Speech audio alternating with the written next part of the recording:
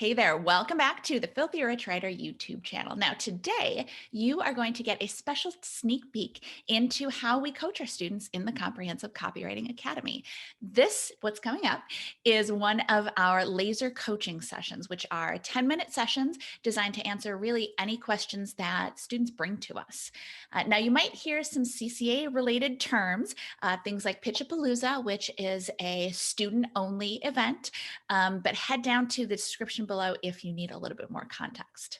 Now, our students are all in different states of learning copywriting and starting their careers and building their careers and all that kind of thing. And also, some of them want to be freelance, some of them want to be part-time, some of them want to be on staff. So you are going to hear a variety of different questions related to copywriting, business, all kinds of stuff. But I guarantee it's all going to be pretty helpful. So if you want to check out any other topics we cover, make sure you subscribe to the Laser Coaching playlist. Exciting, right? Now, even though you are not the one in the hot seat, I'm positive you will still learn a lot. So without further ado, let's get to it. Yay, hello. Hi. Hi. Yay. Okay, I'm going to be intimidating. Hello. Oh gosh, don't be intimidated. It's just us.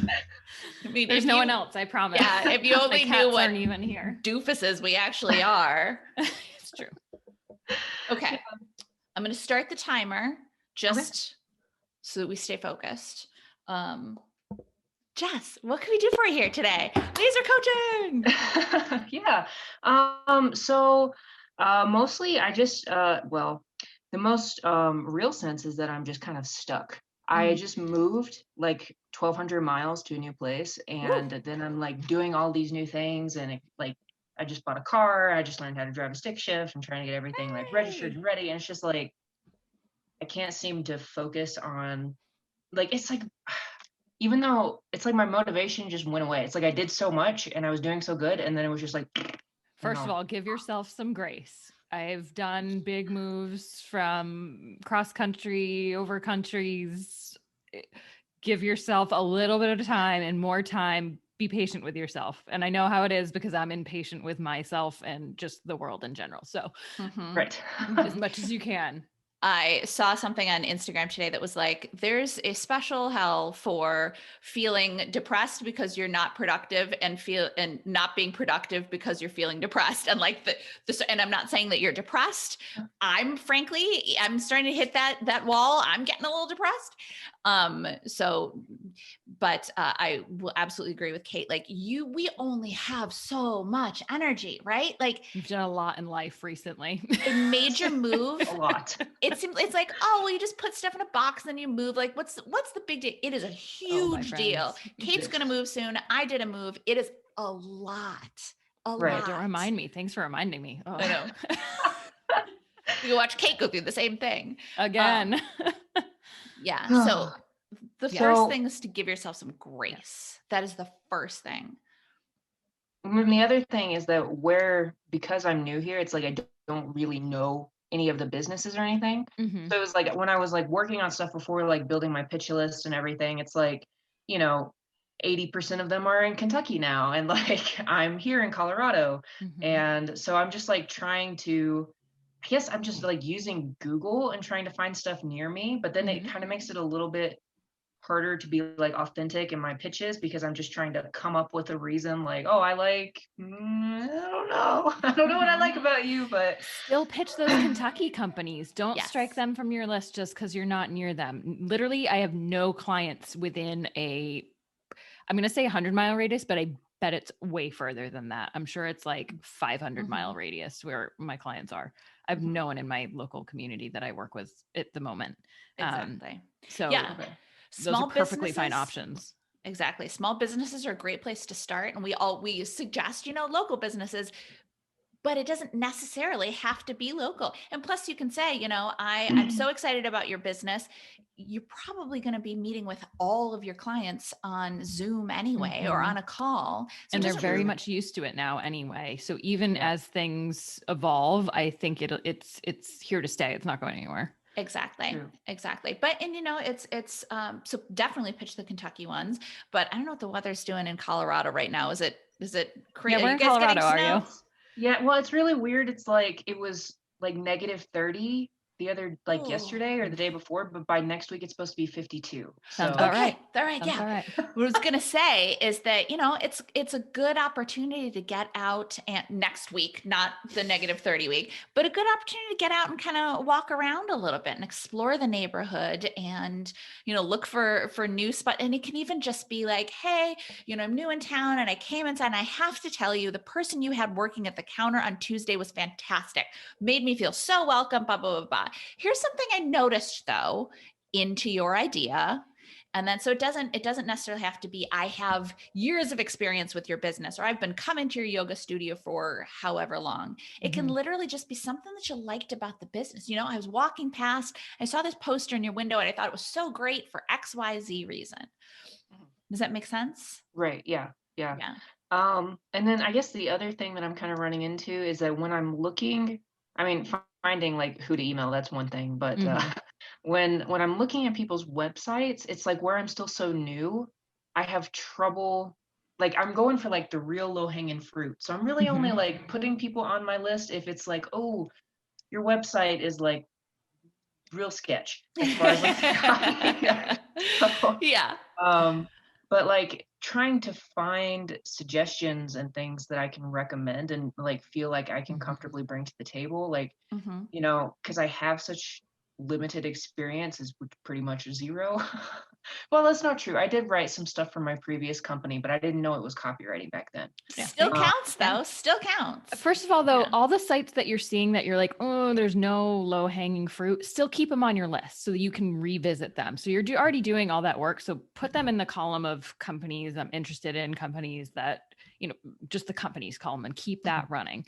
And then have a column for the ones, so you're like rough ideas. That's what in mine, I have like a rough ideas column. That way, if I have something and there is a low hanging fruit, you could even do that. Hey, low hanging fruit, here's what it is. And so then when you go back through that pitch list, you can identify the ones that you're like, okay, I'm actually going to write a pitch today for this one because I have these low hanging fruits.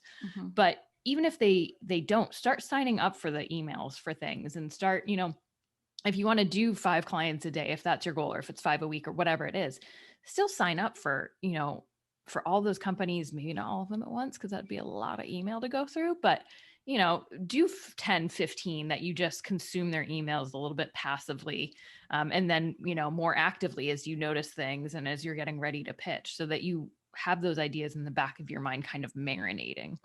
Exactly. You might see things and, you know, if you follow them on all the social media, you might start to notice things that are low hanging fruit that maybe weren't popping out at you on the website immediately. Yeah. In one of the Pitchapalooza, I want to say it was a Pitchapalooza Q&A, one of the recordings, I don't know if you had a chance to watch all the recordings yet. I think I was in there on all of them. Okay, awesome. So in one of them, we kind of went through a list of some of the things that you can look for and some easy things to pitch people on. But especially when it comes to small businesses, if they have I don't want to say cruddy, but if they have a subpar website or non-existent, there's probably a decent chance their emails are not going to be so great either, right? Or they don't even have emails. And that can be such an easy opportunity to say, hey, you know, people are visiting your site and then they're leaving and you never get a chance to get in touch with them. Well, and I've signed up for several lists and they just don't send any emails at all. Yeah, there you go. Yeah, that's so frustrating. Think of it too, now that you moved from Kentucky, when you're looking at those companies, think of how awesome it is when you see like their posts pop up in your social feed, or you get an email from an old business that you used to love. Even though you're not there, you're like, oh, I still feel connected and they're still top of mind. So using that same thinking, okay, these companies in Colorado who aren't sending the email to their audience, like, hey, I'm a fan. I'm not the only fan. You must have plenty of people that love your business, but you're not doing anything to keep yourself top of mind.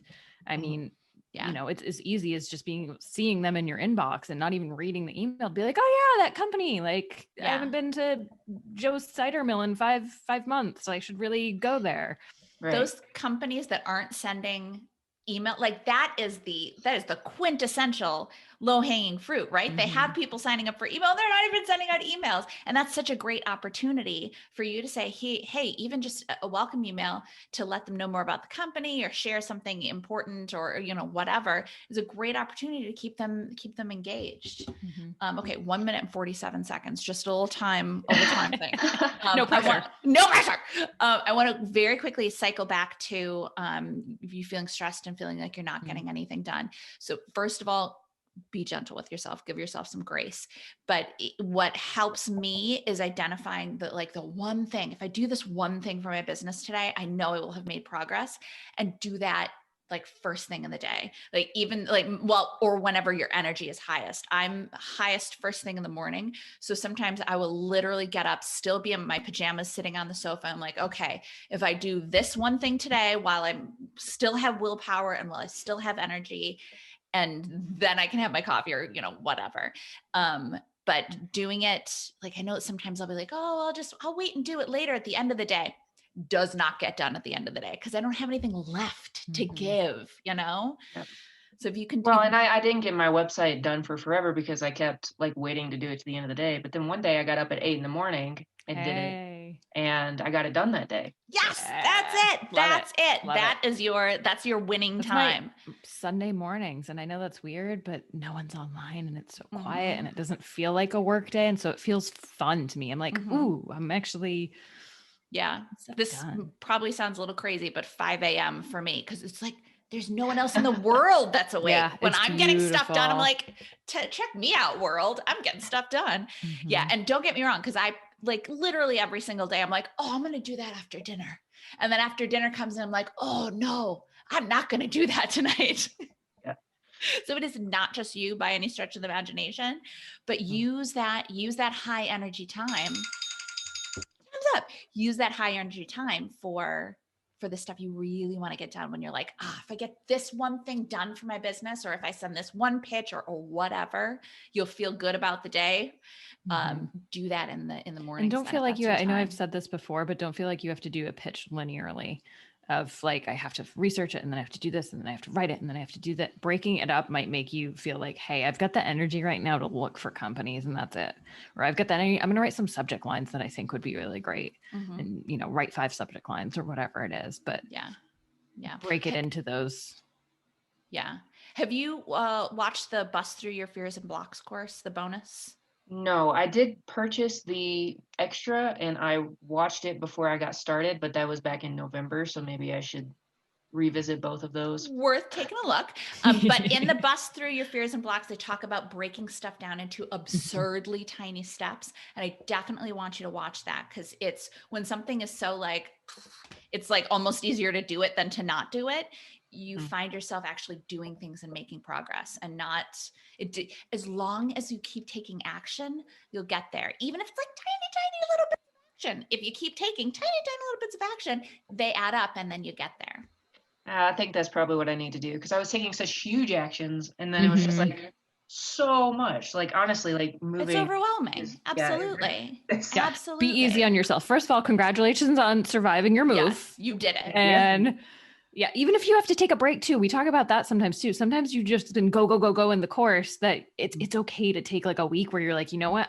I need to organize the house and I need to get my dishes put away. I know that's me when I move. I'm like, things need to be put away before I can be sane and do any sort of other work. Yeah, so, exactly. Yeah, and I'm getting ready to go spend a few days with my friend. And so I figure okay, I'm going to do that, decompress. And then when I come back. And put some time on your schedule when you're back. Be like, okay, I'll be back on Tuesday. Tuesday at whatever time is when I'm going to start doing this stuff. Yeah. Yay. Did that help a little bit? Make you it feel did. Yeah, I feel much better. Good. Yeah, thank you. Good. You are so welcome. Thank you so much for being part of the community. Yeah, thanks guys. Well, I'm sure I'll see you around somewhere else on there. You know you will. Can't get rid of us. Bye, Jess. Thank you. Thanks. Thanks for watching. Make sure you don't miss any tips, tools, or tactics for copywriters by clicking subscribe right now. And of course, you can always find us over at filthyricwriter.com. We'll see you next time.